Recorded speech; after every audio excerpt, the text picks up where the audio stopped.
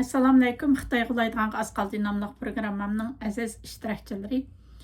Mən Gülşən Abduqadir Səhər, Kanadaның Toronto şəhərində yaşayman. Bugünkü şu Xitoy G'ulaydigan Asqal dinamlıq programmamның 37-ci qismi arqılıq sizlər bilan yüz görüşkənligimdən intayın xoşalman. Bugünkü Xitoy G'ulaydigan Asqal dinamlıq programmamның 37-ci qismida asasən Kanada haqqa to'xtalman. Kanadani muloyiz qilib o'tamiz. Yaqinda shu Kanadaning yangidan tayinlangan ministri Carney Xitoyga berib, Xitoy bilan apaq-chapaq bo'lib, Xitoyning qo'yniga o'zini otdi. Amerikaning Kanadaga qaratgan ba'zi tamojni bejil sababidan shuni bana qilib turib, şunu Amerika qaydaş yüzünden Xitoydek bir diktator, Xitoydek dünyaya tahdit bo'layotgan, Xitoydek bir hozirgidek 21-asrda Uyg'urlar ustidan qirg'inchilik yurgizayotgan, dunyo adolatiga pisandmi qilib qo'ymaydigan, dunyo adolati haqida o'ylanib qo'ymaydigan, faqat o'zining shaxsiy manfaati yumshoq singib kirishi, ilmiy bilan dunyoning hamma yerini qalayimqanchilik, qonunsizlik patırıp qoyuyatqan müştaq dünya bir balay afet Uyg'urlarla emas dunyoga bir balay afet bo'lib atqan Xitoy bilan yiqilishib nurg'un to'xtamdan tuzdi. Buni cho'nqur holda muloyiz qilamiz. Buningga Amerika mana qattiq qarshi turdi. Albatta ezilgan bir millat bo'lishimiz bilan biz Kanadaninki bu xil pozitsiyasiga, bu Carneyning Xitoy tutgan bu xil pozitsiyasiga noroziligimizni bildiramiz. Ko'nglimiz pek yerim bo'ldi. Chunki Kanadani biz Uyg'urdek bir mazlum millatning yenda deb qaraydik. Bizga cho'ng umidlarni bergan bo'pmi, 10 ming Uyg'urni Kanadaga olib kelish masalasida undan keyin shu Uyg'urlarning nurg'un shu qirg'inchilik Uyg'urlarga olib berilayotgan Xitoyning shu bostirish harakatlarini Uyg'urlarga qirg'inchilik olib beryapti deb tunji qitim e'tirof qilgan davlat Kanadada, Amerikadan burun e'tirof qilgan davlatda. Bular bizga cho'ng umidlarni olib kelgan. Biz Kanadani o'zimizning bir adolatni yoqlaydigan, mazlumlarning yenda turadigan bir adolatparvar davlat deb biladik. Ikkinchi vatanimiz, bizning bir boshpanoyimiz, bizning beshimizni silaydigan bir davlat deb his qiladik. Carney'ninki Xitoyga berib, Xitoy bilan nurg'un to'xtamdan tuzib, Xitoyni eng yaqin iqtisodiy sherigi deb e'lon qilishi va bir munchadan xato gaplarni qilishi bizning ko'nglimizni bek azdi. Bo'libmi dunyo qutblashyotdi,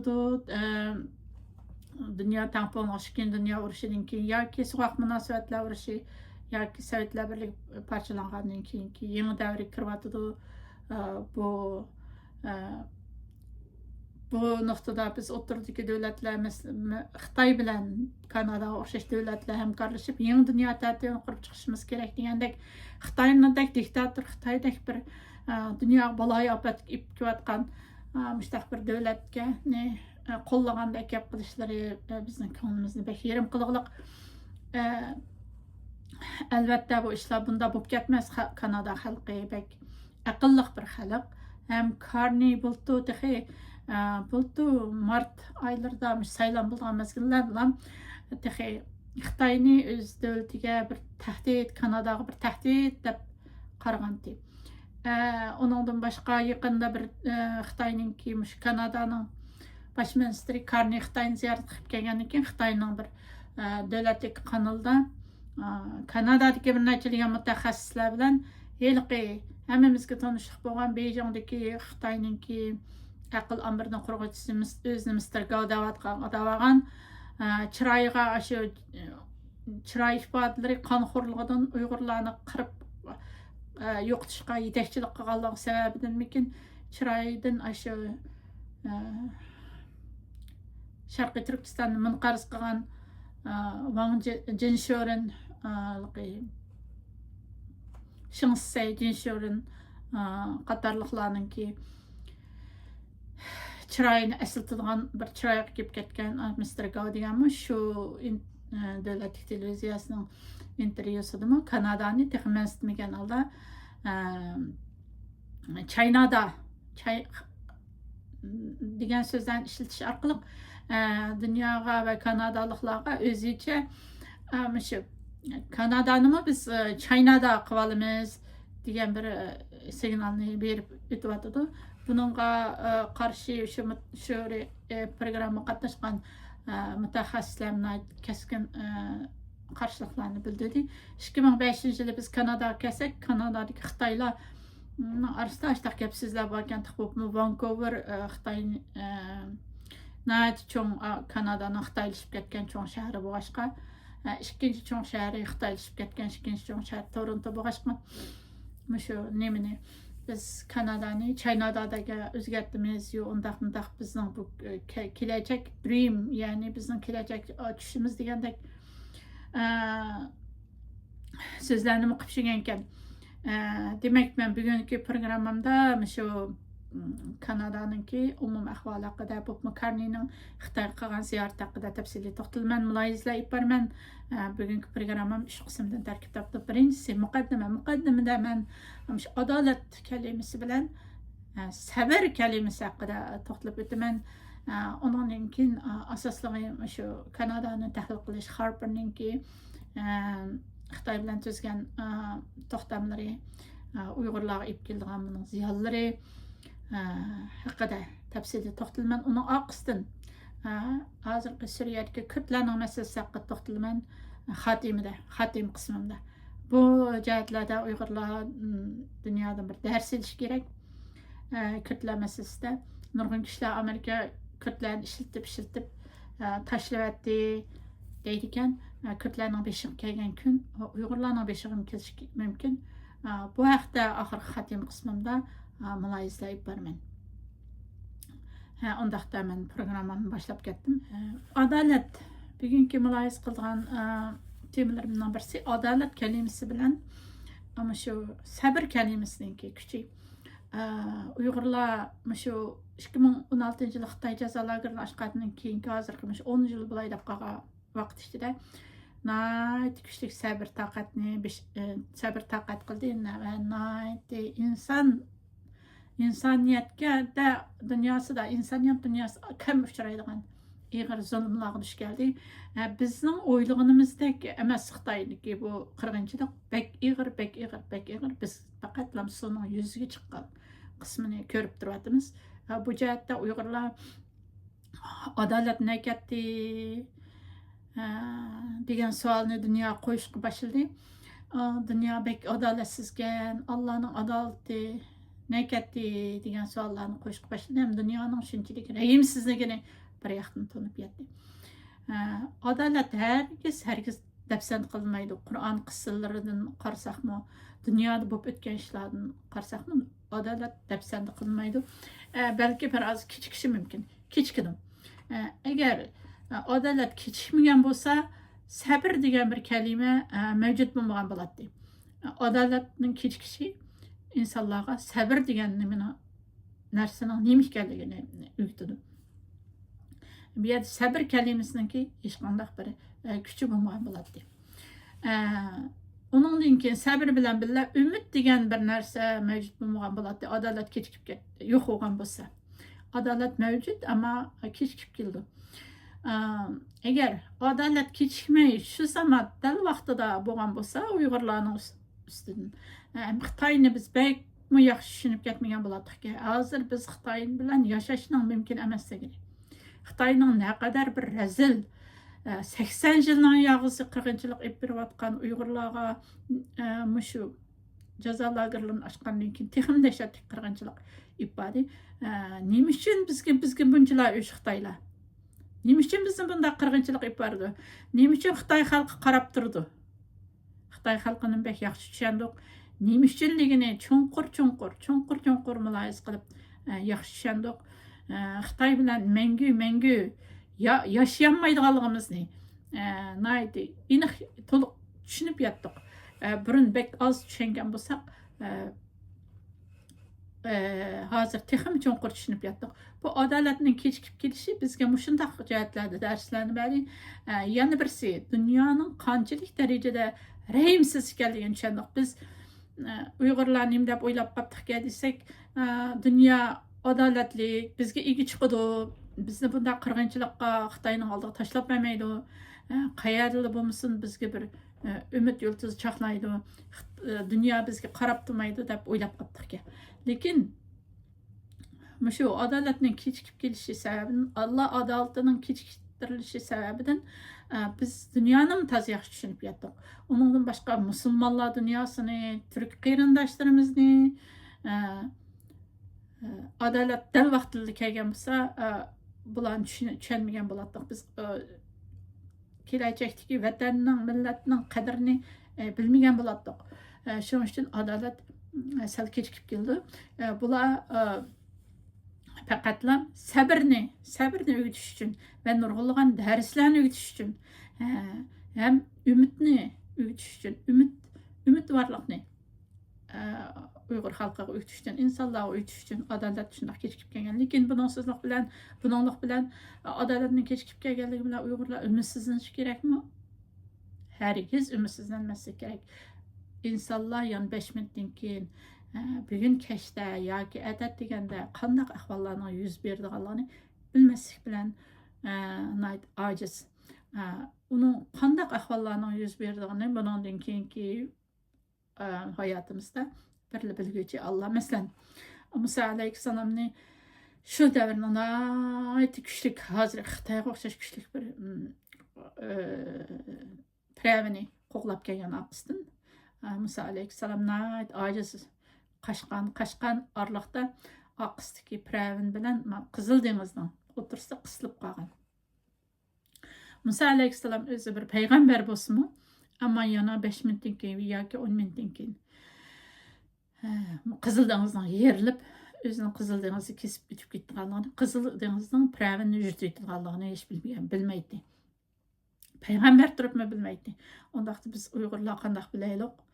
Deganlikka ya bugun kechda, bugun bundan yana 5 minutdan keyin Allohning qanday qismatlarni berganligini biz bilmaymiz. Ammo Musa alayhissalom umidlikdi. Allohning adolatiga ishonchi yuqurdi. Uning bir yo'l ochib berganligini, uningga bir umid shami yiqib berganligiga bo'lgan umidni cho'ngdi. Shuning bilan bu umid haqiqatan Qur'on qissalaridagi umid qissalari, mana Musa alayhissalom qissalari bizga yo'l boshchi bo'lgan qissalar. Biz bu qissalarni o'qib qo'yish bilan emas, muloyiz qilish, tahlil qilish bilanmi o'zimizni g'ururlantirishimiz kerak. Endi yana bir jihatdan shu agar adolat bek ballar o'zining haq adolatini ko'rsatgan bo'lsa, biz Uyg'urlarni bek yaxshi tushunib ketmagan bo'lardik. Uyg'urlarning ichida har xil Uyg'urlarning borligini, hozirgidek ahvoldami yana badal to'layotgan Uyg'urlar bilan badal to'lamayotgan Uyg'urlarning farqini bek yaxshi tushunib ketmagan bo'lardik. Vatan ichidagi xalqimizning ichidami Xitoy hokimiyati yurgizayotgan qirg'inchiliklarni, Xitoy hokimiyatining Uyg'urlarni yo'q qilib etish uchun ko'zga qadalgan mix deb qarg'alg'i uchun yurgizayotganligini tushunmasdan chet eldagi shu bir qism Uyg'urlar mushtaq ishlarni qilganligi uchun mush ishlar yuz beryotdi deb qaraydigan Uyg'urlarning mavjudligini tunib yetdik. Demak, adolat va adolatning kechikib kelishi sabr kalimasini, umid kalimasini qanchalik kuchlantirganligini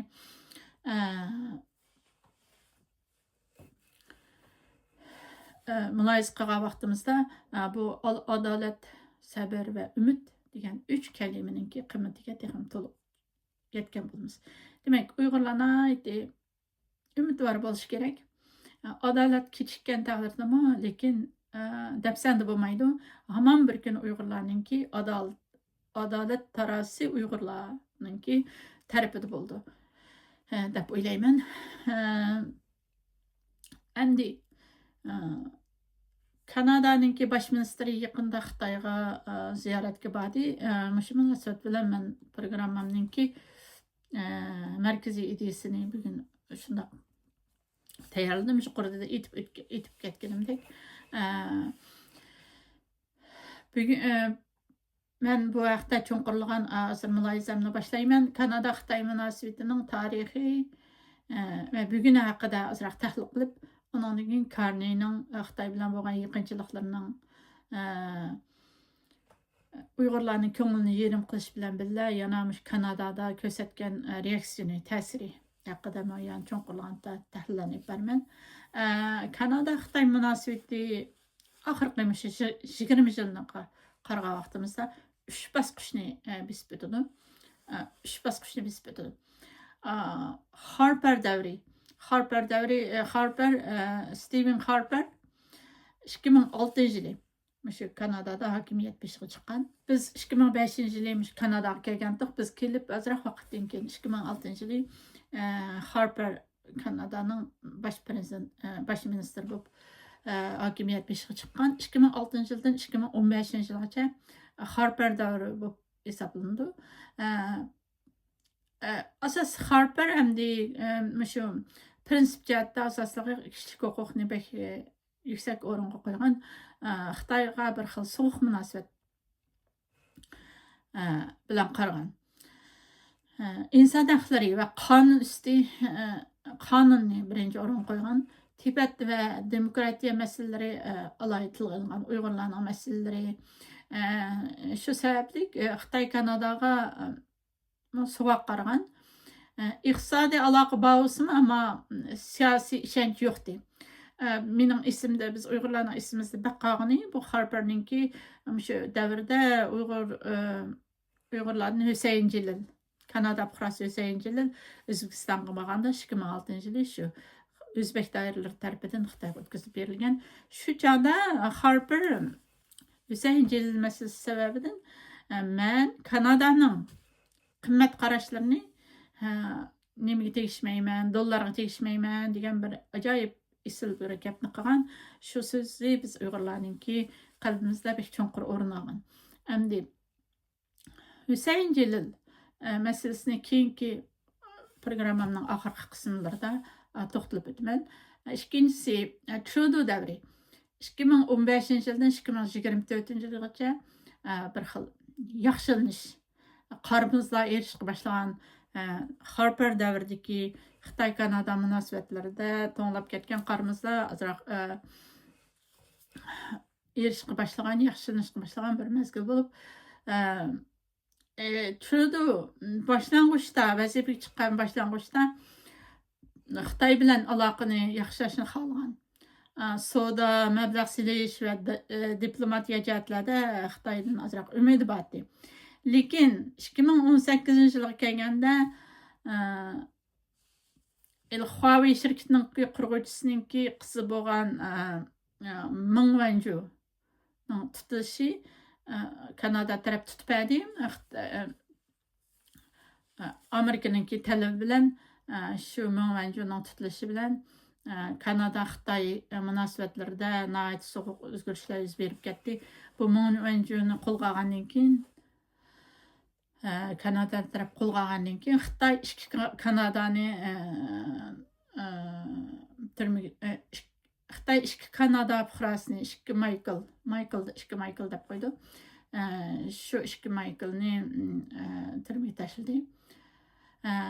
Kanada ichida bu sababdan Kanada xalq ichida Xitoy qarshi ishonchsizlik kuchaydi. Michaelni josuslik bilan, nahaq josuslik bilan tuhmat qilib turib, shu Meng Wanzhou'ningki o'chini olish uchun Kanada fuqarosini tutqun qildi va turmaga tashladi.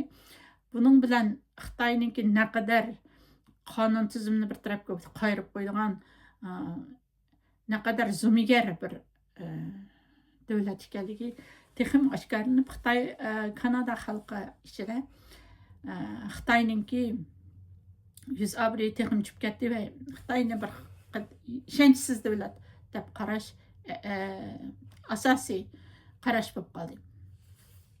Ya'ni shundaqla Xitoyni sistemli qoldi, raqib Xitoyni dushman deb qaraydigan vaziyat shakllandi. Muhim yer osti boyliqlari va texnikalar Xitoyga eksport qilish cheklandi. Endi 3. davr Karni davri. Bu davrda şu Kanada, Amerika'nınki Kanadaga tamajını peşine küçeytip yetişi. Yani Amerika'nın neme için Amerika Kanadaga bunda qattiq qo'l muomala qildi? Bu Justin Trudeau, neme Trump.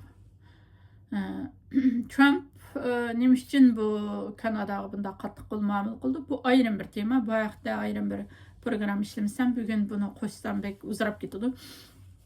Çünkü buningdagi asosli omillarning biri qisqartib aytganda Kanadaning Xitoyninki oq o'ylisi bo'lib qolishga oz qilayotganligi. Kanadaning buni to'liq sezib yetmayotganligi. Xitoy xatarini, Xitoyninki zo'migarligini, Xitoyning kengaymichiligini Kanada siyosatchilarining to'liq tushunib yetmaganligi. Qo'g'dinish harbiy hozirliklar jihatda Amerikaning nurg'un yordamga erishayotganligi, moliya jihatda mundaq chiqib aytganda Kanadani Xitoydan Amerikaning qo'g'dab berayotganligi, lekin buningga qarta Kanadaning Amerikaga sal nonko'rlik, tuzko'rlik qilib yana Xitoy bilan yiqilishayotganligi sababidan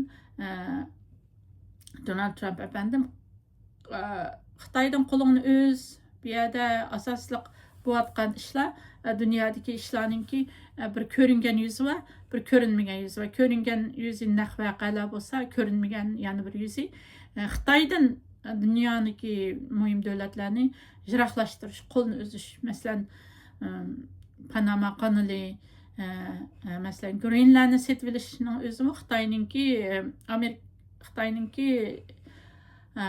Shimoliy Amerika qit'asida shu bir qo'lini uzib tashlash, uyaga bo'lgan hukmronligini, uyaga bo'lgan suiqasdni, uyaga bo'lgan yumshoq singib kirishni Xitoyning shu ahvollarni yo'q qilish.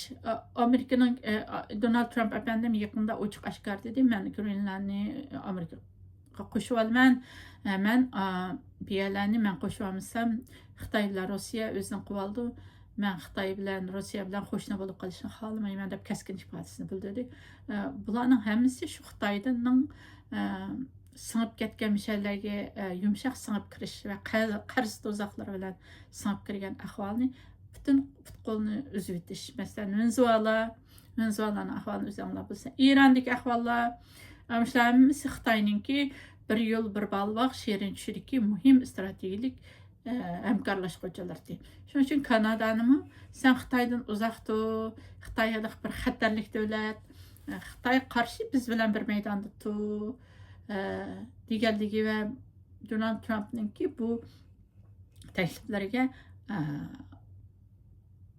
jinoman muomala qilganlik uchun Trump efendim shu Kanada qarta qattiq qo'l pozitsiya tutyotdi. Shu qattiq qo'l pozitsiya sababidan Karni shunchalik bir ish sababidan qaydab Xitoydek bir diktatorga, Xitoydek dunyoda razillikni tashib qo'yotgan bir davlatga, Uyg'urlarga 3 milliondan 6 milliongacha Uyg'urni jazo lagerlariga tashlagan jallod Shi Jinping bilan qanday qo'l elishib ko'rishgandi? Hey, deb qoldi odam. Oshining bilan qo'l elishib ko'rishib, shu to'xtamlarni tuzib, iqtisodiy hamkorliklar o'rnatib, kishilik huquqlarni ig'ir deb sanqan. Hozir shuning uchun bu kishilik huquq kalimasini ijod qilgan, shuning uchun emgak qilgan, shuning uchun hayotini beg'ishlagan odamlar balkim dunyoni bunda razil deb tushunolmagan bo'lishi mumkin. Shuning uchun kishilik huquq igilik huquqdan ustun turdi deb qaragan. Ammo hozir kishilik huquq hech nima emas. Igilik huquqdan ustun bo'lish u yoqda tursin, kishilik huquq desa insonlarning miyalari bir xil chinqilib og'rib ketgan bir soxta shakar yoltilgan bir kompyuterni, soxta shakar yoltilgan bir narsani berayotgandek yoki Uyg'urlardagi mazlum millatlarning og'ziga so'ski sepib qo'yayotgandek bir ish bo'lgan bo'lib, hozir insonlar shu kishilik huquq desa bek kulib ketadigan, bezorib ketadigan bo'lib qoldi. Shundaqdimi ham deganlar o'z davatgan shu so'zda bo'lsinmi kishilik huquq davatgan shu kishilik huquqlarni dafsanda qilib Xitoy prezidenti Shi Jinping bilan qo'l elishib yakında şu nurgun toxtamlarını tüzdü. Bunun kartta Donald Trump efendim başta vay bek yaxşıptı dep koygamsızmı muxbirlarning oldida. Onun aqısından yana eğer Xitoy bilan qo'lingni uzmaydigan bo'lsang, eğer Xitoydan qo'lingni uzmaydigan bo'lsang, eğer Xitoy bilan shundoq muomala qilgan bo'lsang, sen 100% men tamashni qo'yman dedi. Aferin Donald Trump'dek efendimdek bir siyasetçiga o'g'ilvoldek bir siyasetçi ahir dunyoga chiqdi. Ba'zi kishilar deb qaraydigan Donald Trump bugun bunda deb qo'yib aytsa bundaq deydi deb. Muxbirlar tuyuqsiz oldiga kelib qanday qaraysiz Kanadaning Xitoy bilan yiqilishib ketishini desa. Hozirliqsiz bo'lgandan keyin hammamiz shu achchiq qoldi. Yaxshibdi deb qo'ymizda. Andan keyin o'ylashib rasmiy bir özünün işki kabineti bilen, özünün iqtisadi məsələçiləri bilen məsələşkəndən keyin ondan keyin Carney'ga aşındaq Kanadaga eğer Kanada'nın elektrik maşinelerini Kanadaga ekirdiğamsan sana 100% baş qoyman. Dedi Carney'nin muaqibeti qanday bo'larkin? Endi yana mı cho'nqirlagan holda muloyizimizni davomlashtiramiz. Ondan boshqa Carney shu Davos'ta açılgan şu dünya iqtisadi minbiri yig'indimi nayt qalayım gaplarni qildi. Xitoyni uyg'ontadigan, Xitoy bilan birlashib bir dunyo tartibini yangidan tuzib chiqadigan, Fransiyaning ministri bilan birlashib bular Xitoyning mushtaq diktatorni bularning o'zlarining manfaati bor. Carney'ning kim o'sha Xitoyning nurg'un manfaatlari bor deb angladik. Davosda shundaq Xitoyni uyg'ontadigan gap so'zlarni qildi. Buning qarshi Donald Trump efendimi gap so'zlarga diqqat qilish haqida ogohlantirish menga o'xshaydi. Albatta Carney efendim gap so'zlariga diqqat qilish kerak, chunki Xitoy dunyoga iqtidarchilik qilib qolgan bo'lsa, Xitoy dunyoning tartibi, dunyoning kelajagi, Xitoydek kommunist bir diktator 40-chi sepi o'zidan bir terror bir davlatga tarafga yetib ketgan bo'lsa, u chog'da dunyo tugashgan bo'ldi. Bu Uyg'urlar tugashgan bo'ldi. Uyg'urlardek bir millatga 40-chilik ipirayotgan Xitoyga, qonxo'r Xitoyga, o'zi saylan mezgilda eng cho'ng tahdid degan Xitoyga yana 2 kun o'tgandan keyin yana bu dunyo tartibini yangidan tuzib chiqmasak, dunyo kuchlarininki yamchi bo'lib ketamiz degandek gaplarni qilgan bo'lsa, bu Carney'ning Kanada xalqini yuqori saviyalik dunyodagi eng ilg'or ma'rif bilan tarbiyalangan yuqori saviyalik xalq Carney'ninki bu gaplarni hargiz unutib qolmaydi. Carney'ning hokimiyati o'zining huquqimi taxtimi lanshib qolgan bo'ldi. Endi Kanadada bu shundaq Carney berib iqtisodiy to'xtamlarni qilib ketgan tushliq yana oqidan cho'ng bir Xitoyga ishonmaslik umumyuzlik 100%. Mayli parlamentda bo'lsin, Kanada parlamenti bo'lsin, mayli Carney'ning ishki kabinetida bo'lsin, mayli Kanada xalqi bo'lsin, Xitoyga bo'lgan og'ir bir ishonchsizlik, ishonmaslik mavjud. Ishonch bu muqayyada savdo, tijoratmi qanchalik eqib ketadi deysiz.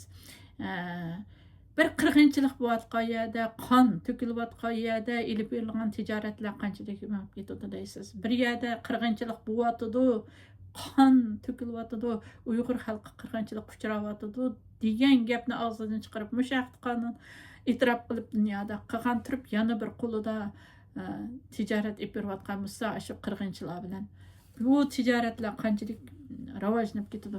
Buni bir yana bir kuni suyi chiqadi Xudoyim bilsa.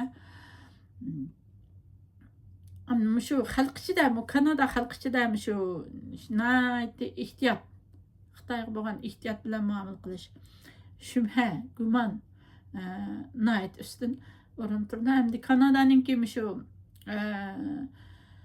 asosliq kanula o'yilga cheklim qo'yib qo'ygan Xitoy.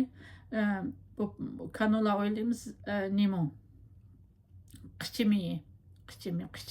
Qichizarliqlar Alberta o'lkasiniki Kalgari, Edmonton şəhərlərinə basanlar, maşinalarning ikki tarafi, taş yolning ikki tarafi de içilib ketgan seriq qichigillari.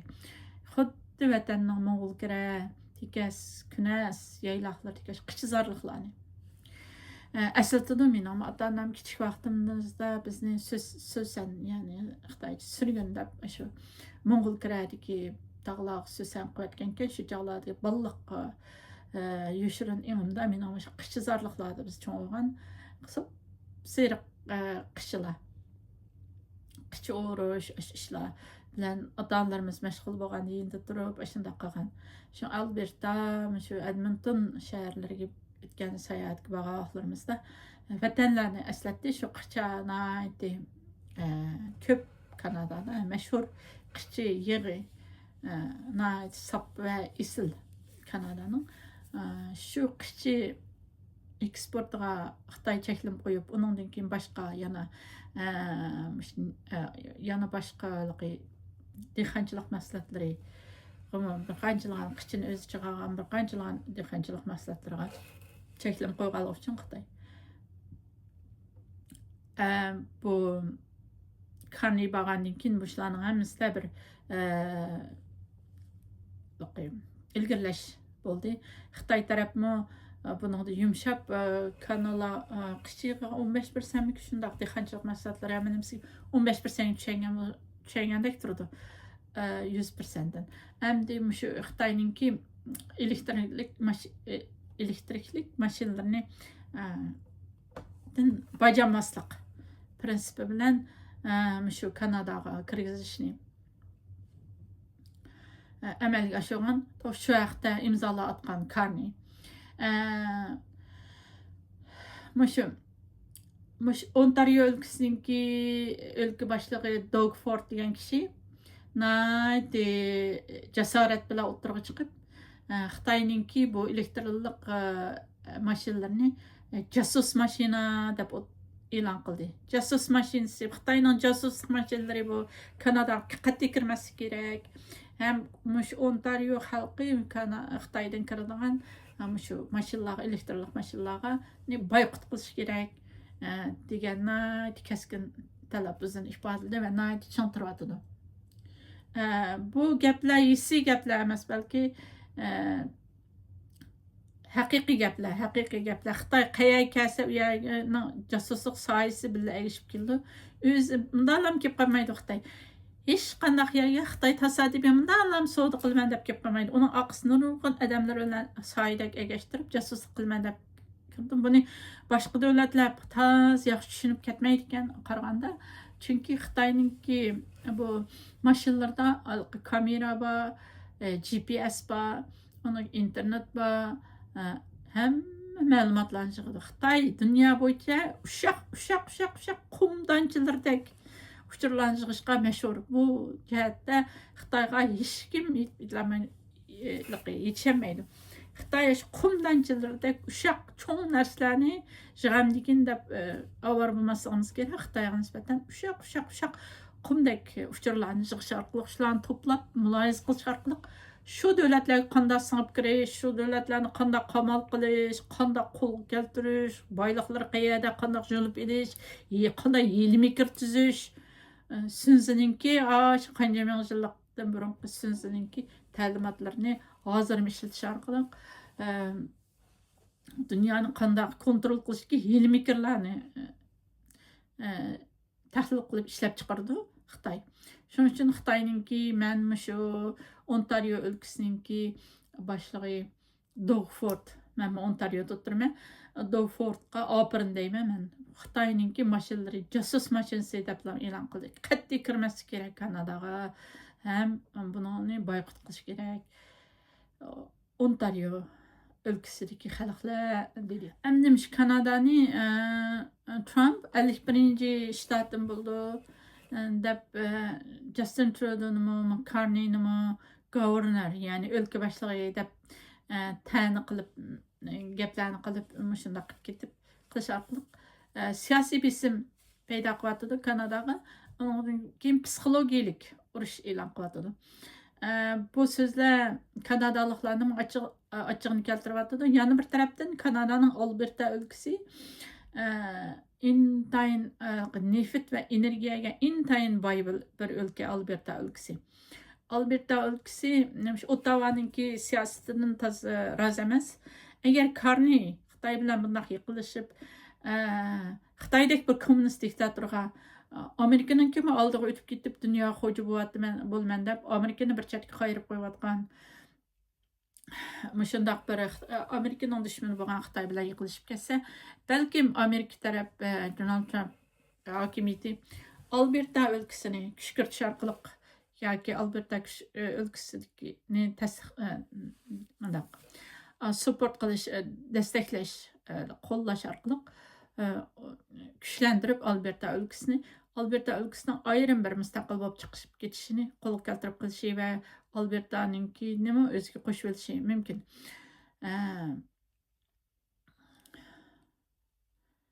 Xitoy yana bir jihatdan Amerikani, Kanadani o'zininki ijirqab ketgan neft ehtiyojini qandashdiki birdan-bir manba qilgan. Kanadani mo'rtikayganda ko'zga ilmaydigan faqat neftini oldigan mushtaq darajaga yetib ketgan qolgan Kanada'nın nefti dünya bo'yicha 4-o'rinda turdi. Shuncha Alberta ülkesidan aşıp neft baylığı Alberta ülkesinden neft baylığı bek çoğun.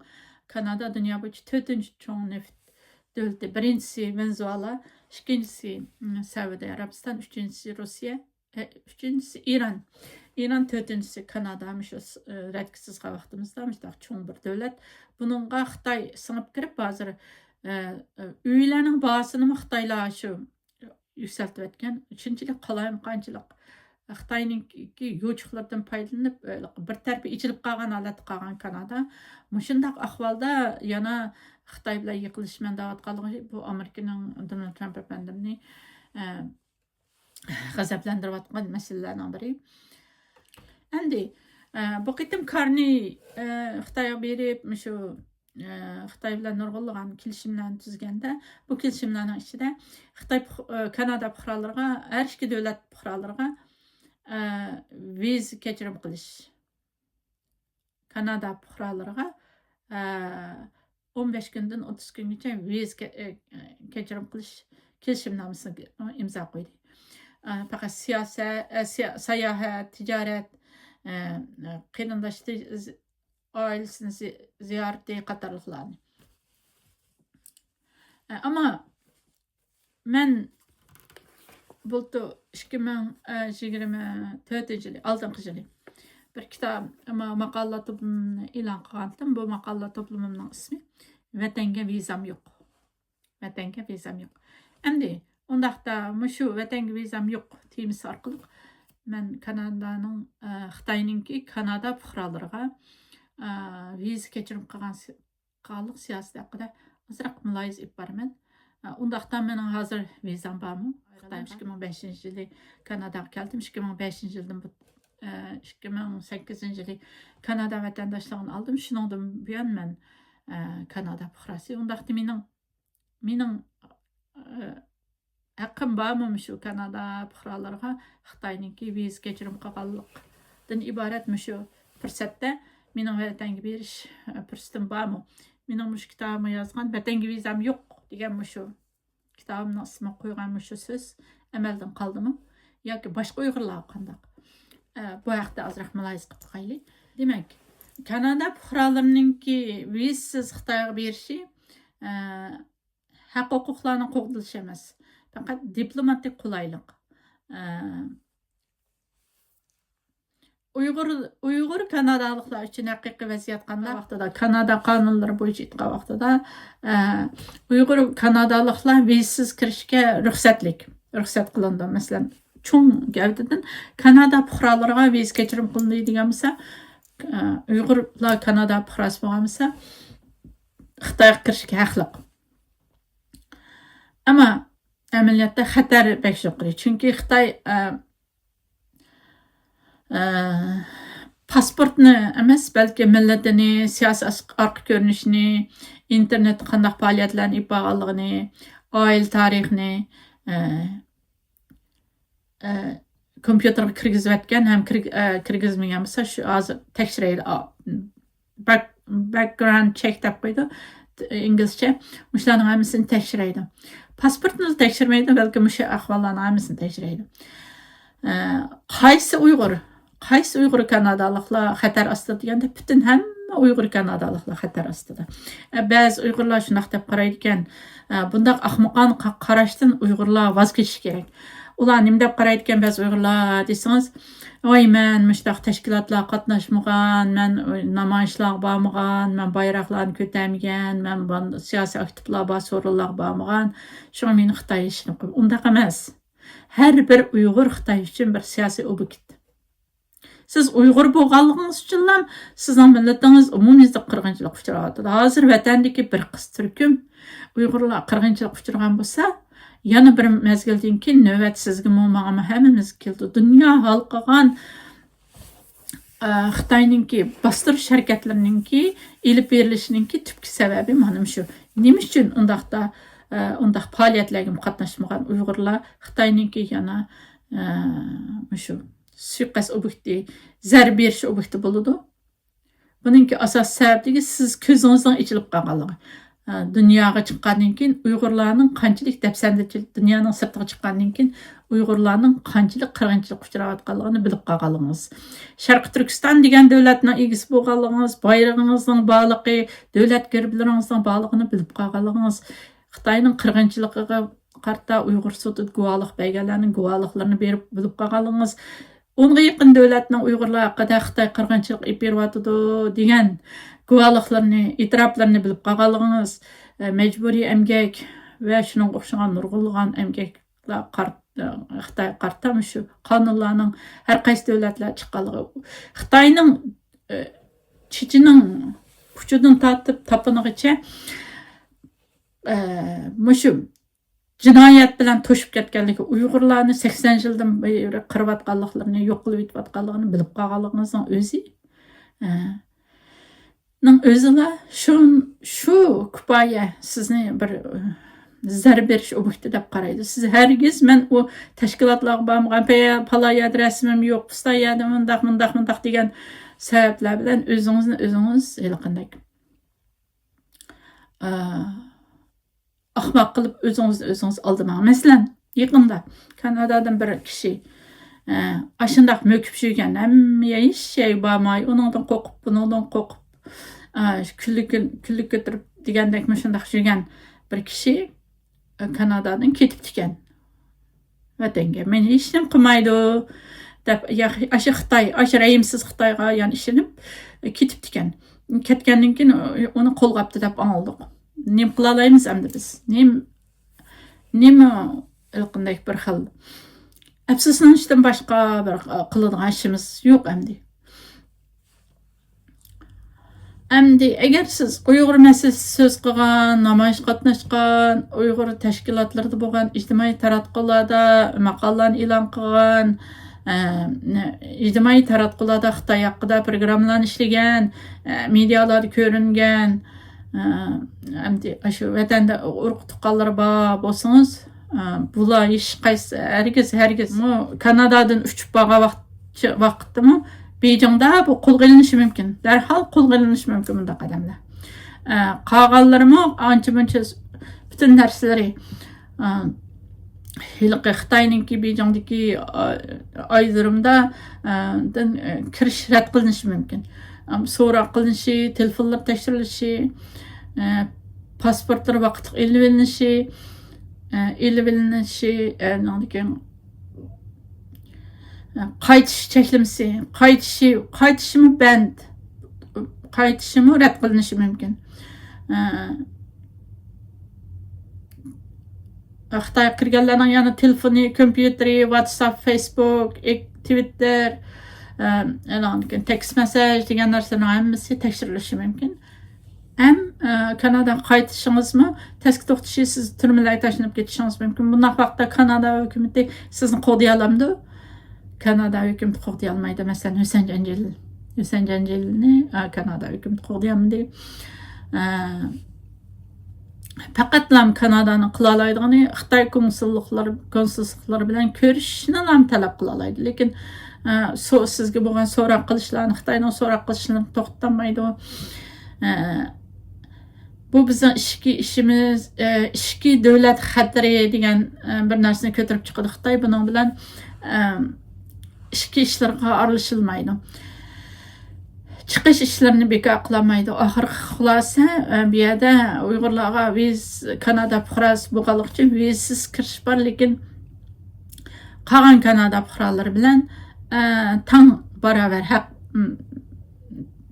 barobar bir muomala yo'q. Texim Uyg'ur siyosatchilar uchun texim xatar. Shuning uchun har qanday bir Uyg'ur, mayli siyosiy faoliyat qilgan Uyg'ur Kanadaliklar bu vizani bekor qilibdi degan nim bilan berish Xitoyga bormasligini men tavsiya qilman. Bu bir qo'rqitish emas, bu bir haqiqiy vaziyat. Endi O'san janjal masalasini Xitoy O'san janjalni Xitoyga kirib ketgandan keyin muddatsiz qamoq jazosiga hukm qilgan Kanada shunchalik jiq yo'llangan bo'lsa-mu, advokatlarni tutgan bo'lsa-mu, O'san janjal masalasini texi unumli holda bir taraf qilib O'san janjalini bu nima qaytarib kelaligini yo'q, Kanada qaytarib kelaligini yo'q. Men shu programmam ishlanib bo'lgandan keyin oxirsiga bir ulanish ulab qo'yman. Uningda men 2016-yili Toronto shu Erkin Asiya radiosining Toronto turish ixtiyoriy muxbir bo'lib ishlayotganimda 2016-yili shu 6-oylarda o'ynayman. O'san janjalining oilasidagi qizi bilan, opasi bilan paranglashib, O'san janjalining ahvolidan ma'lumot olgandim. Undan keyin Xitoy jazo lagerlarini yechib ketdi. Undan keyin ahvollar qanday bo'lib ketdi, undan xabarim yo'q. U programmada shu O'san janjalining muddatsiz qamoq jazosini Xitoyning 20 yillik qamoq jazosiga tushganligi, O'san janjalini Xitoyninki Qashqardagi har qaysi nahiyalarga turmalarga olib leksiya so'zlatib o'zining qilmishlaridan pushaymon qiladigan, Xitoy qarshi harakatlarni qilganligidan pushaymon qiladigan, shundoq Uyg'urlarning ruhini sindiradigan, Uyg'urlar turmalarda yetayotgan siyosiy tutqunlarninki ruhini tushiradigan, ularni umidsizlantiradigan leksiyalarni so'zlashga tashabbus qilib shundoq aylantirib qo'yatganligi, O'san janjalining o'zining nihoyat yaxshi turayotganligi, 20 yilga tushaganligi, qizini, opasini Qashqardan shu Urumchiga turmaga olib borib O'san janjalini ko'rishtirganligi, tomoqlarni ko'rsatganligi va nurg'unlagan nimalarni so'zlab bergan shu chog'da. Ashtaq bir program ishlagandim. O'san janjali texi mana Xitoy Kanada qaytarilib akilanmadi. Ham Xitoy O'san janjalini Uyg'ur siyosiy mahbuslarning ruhini tushiradigan, umidini pichaklashtiradigan, Xitoyga qarshi harakatlarni qilishdan voz kechadigan shundoq bir leksiyachi qilib yetishtirib shundoq qo'yibdi. Qolganini men shu ulanishning aqsiga Facebook yuz bitimga, ondan keyin YouTube kanalimga chaplab qo'yman, shuni anglab olsanglar bo'ldi.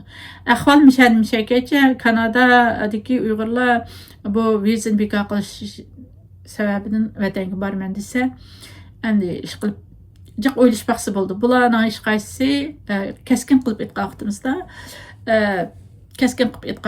Kanadadagi boshqa fuqarolarga Xitoy bilan munosabat yo'q fuqarolar ishlagani bilan Xitoy bilan munosabat bo'lgan, Xitoy yo'qotish obyekti qilayotgan, qirg'inchilik obyekti qilayotgan, Uyg'ur bo'lganlik uchun yer yuzidan yo'q etish, o'zining bir yo'l bir balvoq sherin tushining asos markaziga, go'har zaminga, boyliqlarga, butun strategik o'ringa joylashganligi uchun bu zaminsiz quruqlik orqali Yevropaga, dunyoga o'tolmaydigan bo'lganligi uchun Xitoyning Uyg'urlarni yo'q etadigan shunday bir strategik o'ringa joylashgan Uyg'urlarning Kanada fuqarosi bo'lib qolishi Xitoyni ancha xo'shal qilmaydigan ahvol. Uning ustiga har bir Uyg'urni bir terror obyekti deb tekshiraydi Xitoy. Biz mayli qanchalik darajada Xitoyga sodiq bo'lib, qanchalik darajada Uyg'urlarning mustaqillik harakatlaridan, huquq harakatlaridan yiroq tursaqmi. Demek ki hozir Kanada xalq arasida Karniningki Xitoyga berib kelganninki vaziyatga qaratan aytdi, keskin ikki qutbga bo'linishi mavjud. Ba'zi Kanadadagi dehqonlar bu qish yig'ini setishda qiyinchilik uchragan dehqonlar bu Xitoy Karniningki Xitoy bilan bo'lgan yig'inchiliklarni va kelishimlarni qarshilaylik, lekin Kanadaning yana shu mashina ishlab chiqarish sohasi naydi tepki göstergilik, yani narazılık bildiriklik. Bu ahvallarning kelajagi qanday bo'ldi?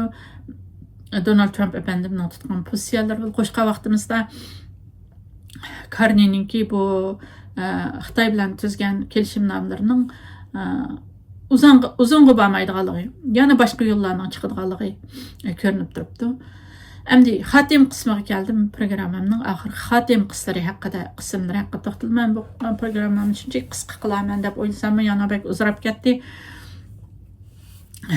Oxirgi xatim qismimda men Amerika va Kurd masalasi haqida azroq to'xtalib, undan keyin programmamni oxirlashtirmoqchiman. Bugungi Suriyada nima ishlar bo'lyapti, Kurdlarning ahvoli qanday bo'lib ketdi? Bir mezgillarda IShID deb qo'ydigan deb atilgan shu Suriyadagi shu terror tashkilotlariga qarshi mo'rni-mo'rga tirab Amerika bilan birlikda kurash qilgan Kurdlarning ahvoli qanday bo'lyapti? Bularning bu ahvollardan Uyg'urlar qanday bir dars chiqarish kerak, dars olish kerak. Kurdlarningki bugungi kuni bugun beshiga kelgan ishlar Uyg'urlarning beshiga kelib qolishi mumkinmi? Bu masala haqida ozroq bir mulohaza qilib borman. Suriyaningki shimoliy va sharq rayonlarida shu uzun yillardan beri Kurdlarning boshqarishidagi demokratik Suriya kuchlari, ya'ni SDF degan bir tashkilot bor. Bu kuchlar ilgari IShIDga qarshi turishda, IShID shu terror tashkilotiga qarshi turishda Amerikaningki asosda quruqlik jihatdagi sherigi bo'lgan. Ammo yaqinda men Suriya markaziy hukumati askariy kuchlari bilan Suriya markaziy hukumati, Sham hukumatining askariy kuchlari bu rayonlarda tozalashib berib, Kurdlar boshqarayotgan ko'p rayonlar qaytadan Sham hukumatining bu hozirgi shu El-Shara hukumatiningki kontroliga o'tdi. Bu sababdan bu Suriya Kurdlar bilan Suriya hukumati orasida vaqtliq urush to'xtatish kelishimi imzolandi. Kurdlar ba'zi rayonlardan chekinishga majbur bo'ldi. Undaqda Amerika Kurdlardan voz kechdimi? Qisqacha javob bersak, voz kechdi. Amerika hozir Kurdlarni ilgari strategik sherik sifatida ko'rmaydi hozir. Askariy va siyosiy qo'llab-quvvatlash jiddiy darajada azaydi. Ilgari Amerika uchun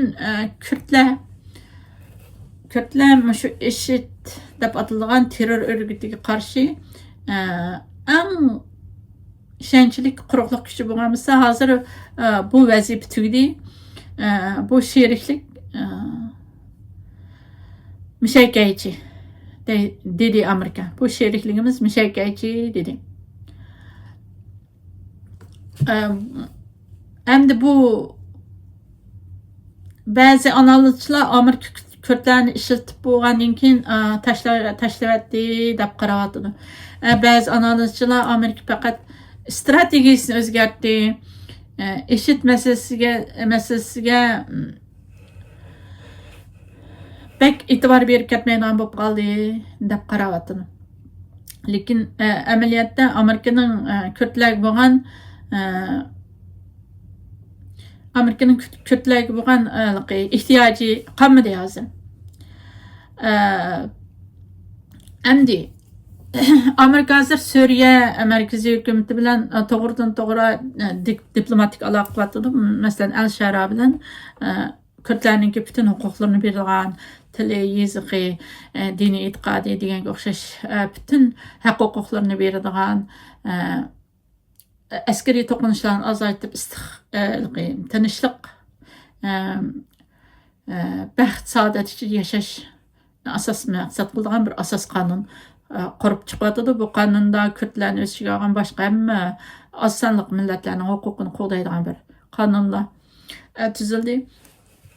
Bularni Uyg'urlar dars edish kerak. Shundoq bo'ldi dunyoning ishlari. Mutlaq bo'lmaydi hech bir qachon.